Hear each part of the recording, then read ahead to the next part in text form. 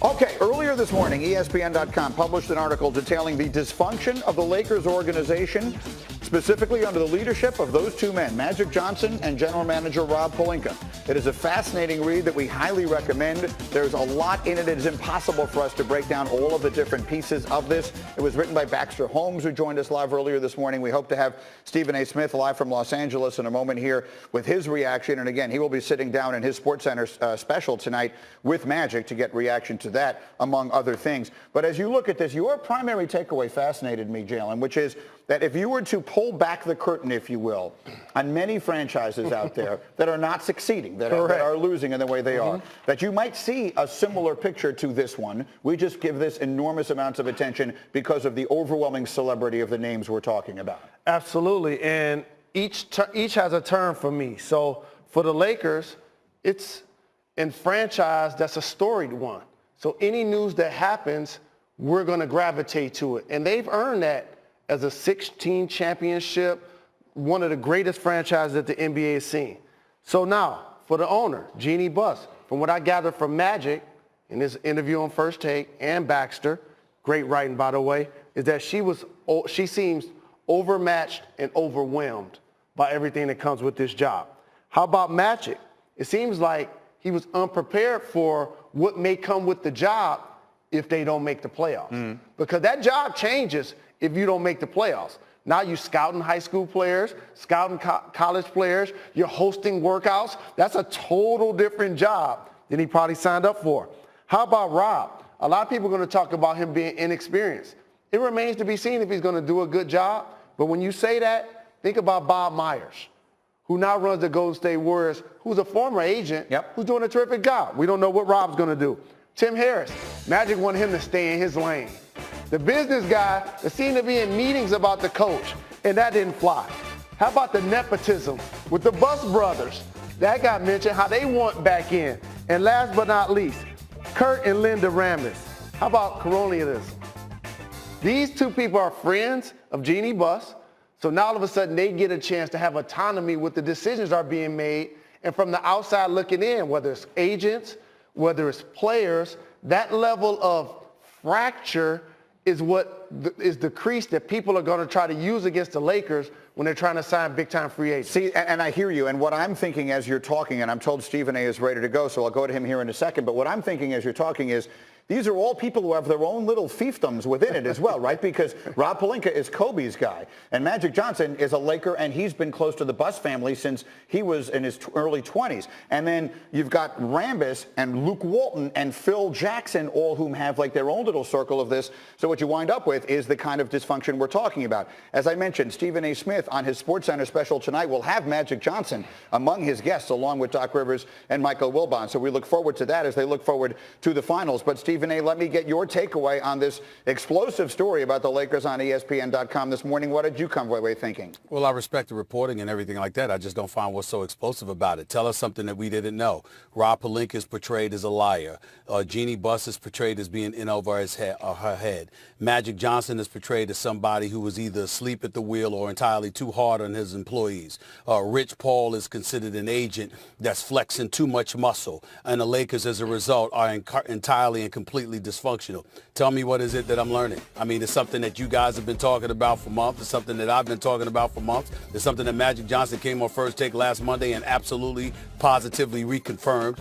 So to me, you know, when everybody's talking about blockbuster, I'm like, excuse me, I've been talking about this for months on radio. You guys have been talking about it on television. I've been talking about it on television. I mean, the details itself, exceptional reporting about Baxter Holmes, make no mistake about it. Certainly not trying to downplay that. All I'm saying is that at the end of the day, it's the same stuff that we've been hearing about the Los Angeles Lakers in terms of what we peel from it once we peel off the veneer of it all. That's really what it comes down to. Absolutely, Stephen A. And being around the league and playing in the league and covering it for as long as you have, dysfunctional franchises that don't meet their goals, all of these things that we're reading about actually happen behind the scenes. Do you feel like Magic's appearance on First Take helped or hurt the Lakers as it relates to recruiting big-time free agents this offseason? I think there's a potential there to hurt because of what he said about Rob Pelinka. Because ultimately, when you think about Rob Pelinka, your former teammate with the Fab Five, listen, Rob Pelinka, again, I respect him. I respect him as an agent. I respect the job that he has done. There is no question about that. But when you hear residue from the whole Carlos Boozer fiasco, when he took Carlos Boozer from Cleveland and took him to Utah after a handshake agreement, when ultimately he gets let go by Arn Tellem but takes Kobe with him, you see, just remnant, just indications that, you make it very, very powerful enemies along the way. Then you take that into account and you hear about his stewardship over the Lakers as a general manager, where, a guy like Larry Nance comes up to him and, gets him to, says to him, am I being traded? I'm trying to get a house with my wife and all of this other stuff. And Rob Pelinka tells him, no, you don't have to worry about that. And then a few days later, ultimately trades him and stuff like that. When you have things like that being said, that certainly doesn't help because Magic Johnson is gone. Rob Pelinka is there. Clearly his cachet has been elevated.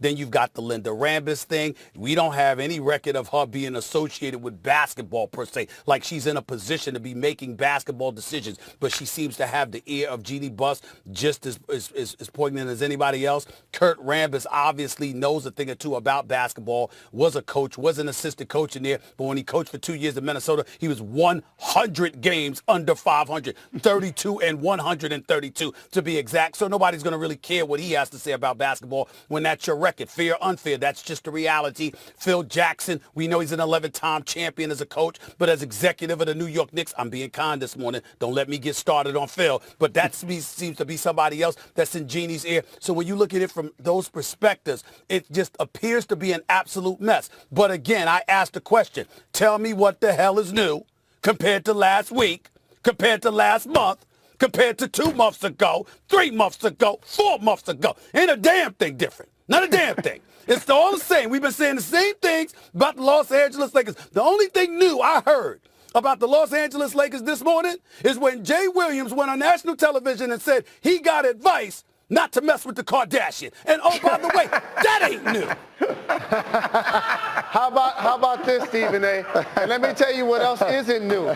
The Lakers not making the playoffs. Because before Magic and Rob got into those positions, and Jeannie for that matter, they were still a lottery team.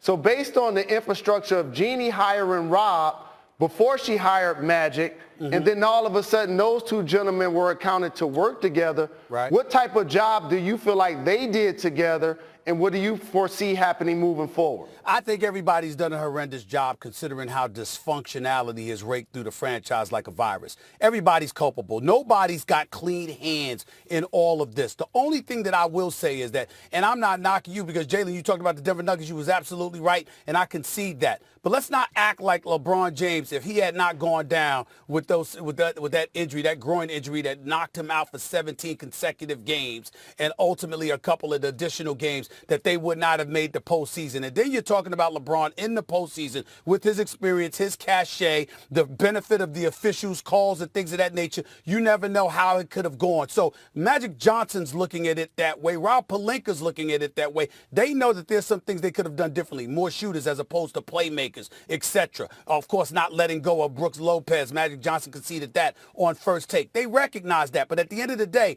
they view themselves as a team that would have been in the playoffs had it not been for LeBron James. So as a basketball franchise, in terms of basketball decisions, although it wasn't perfect, they don't view themselves as being as horrific as some of us may feel like they are. But what we feel like they are is primarily because of the dysfunctionality that has raked through this franchise, the storylines, the nonsense that has been associated with them. And because of that reality is why they're taking hits. It's not that they missed the playoffs, because everybody assumes they would have been there if LeBron James had not gone down. It's the fact that the dysfunction that has taken place is just antithetical to everything that Dr. Jerry Buss, God rest his soul, would have tolerated. He was the leader of the franchise. They were a perennial powerhouse for the most part. You looked at the championships that they had accumulated, and acquired, and then you see his daughter running the franchise, and you're like, what the hell is going on here? There was more that was expected. It has not been delivered.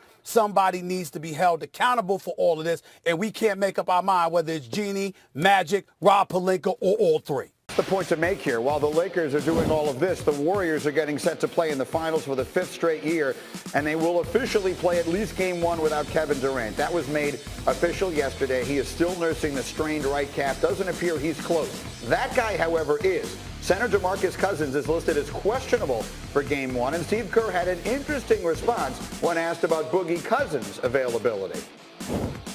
If this were the regular season, this would be simple. Put him back in the starting lineup and give him his minutes and let him work his way back in, find his rhythm, and it'd be an easy one. But we're going into game 1 of the finals, so he's scrimmaged twice.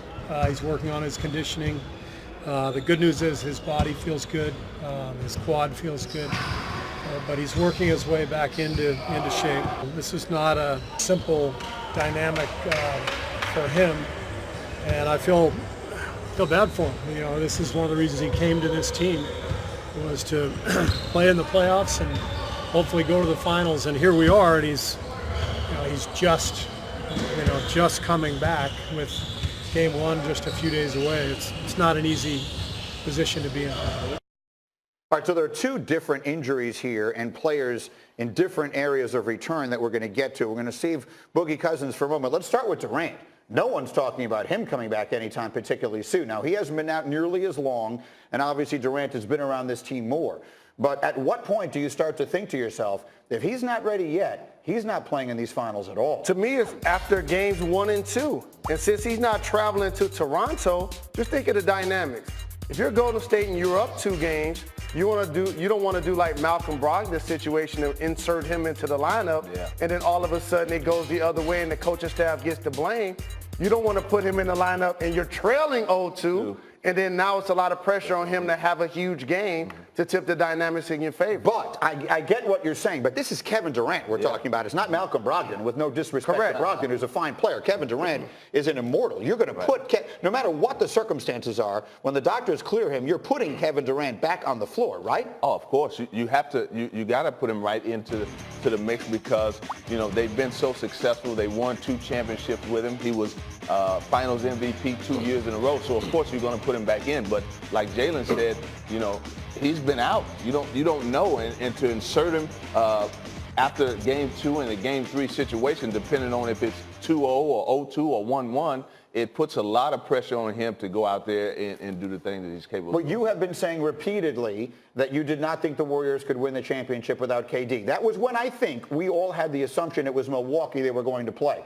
Since you've been here, Toronto has won the Eastern Conference Finals. Do you still feel that way? No KD, do the Raptors win? I do, and here's why. If they win without KD, it elevates Steph. If they lose without KD, it validates his move to the team. I think you don't beat the Toronto Raptors without KD's productivity up front. I saw what Draymond Green did against the Portland Trail Blazers, and he was outstanding. Yes. But who was he going against? Mo Harkless, Collins, and Leonard, who actually balled against the Warriors. You know what nobody's talking about? Myers Leonard actually was killing the Golden State Warriors. Now all of a sudden you have more physical bodies to give fouls and to frustrate Draymond up front.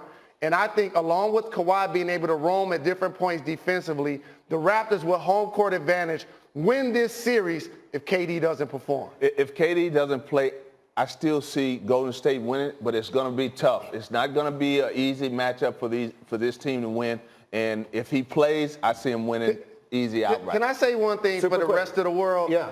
I'm already nauseated at how Laker and Clipper fans are going to be so thirsty chasing after Kawhi and KD all finals. I'll probably just throw up right now for everybody else. Please don't. It's just going to be so nauseating how they just sniffing behind those guys at like college recruits. If you are going to do that, please take it out into the hallway. So anyway, we deal with KD here. That's interesting. Boogie, meanwhile, is ready to come back and play. Laura, you pick that up from there. Yeah, he is. And he's been out since April 15th, Boogie Cousins. So that's 6 weeks' time, Tibbs. From the coaching standpoint, obviously, you got to get Boogie back in at some point if he's available to play, which we know that he is. So how does Steve Kerr manage that? At what point do you bring him back in the game? Yeah, it's a great question, and it's a great luxury to have, I think, to have him available because they're playing at a really high level, but he's been out an extended amount of time. It's not an easy transition to work him back in. And so I think you probably see him as an offensive substitution to start and then see where he's at once he does play. I agree, Coach. This whole thing is situational. It's fluid. I actually think with Draymond Green being their point center, that gives them an advantage. Sometimes we all understand the power that the front line of Toronto has when you see Serge Ibaka, like he played well down the stretch. You see Marcus Gasol. But I think now if you bring Draymond, you force these guys to play on the perimeter more, which I think forces them to play Serge a lot more. Let's talk specifically about Boogie, because even though it's only been 6 weeks, that feels like an eternity in this day and age in this NBA playoffs. What does he bring that really could be an issue, even if he's playing limited time? A lot. When you prepare to go against Cousins, you have to have a specific game plan for him. You can throw the ball into the post. He's a very effective scorer, but he's also a great passer, and that adds more to their offense. But it's another guy that you have to game plan for. I know we live in an era of recency bias all the time, It's so and bad. people quickly forget. Like we had the whole conversation about Kevin Durant being the best player in the world. Right. Then the next day it was like, well, are the Warriors better without him? Now everyone's like, who's Boogie is a Cousins? perennial all-star. He is a beast. And I'll still take Boogie coming back at 50, 60% in the NBA Finals than being 100% because of his ability to spread out the defense and knock down shots. He's a big body in the paint, Coach. He's very skilled. He can shoot the three, put it on the floor, make plays. But Looney is playing at a very, very high level for them as well.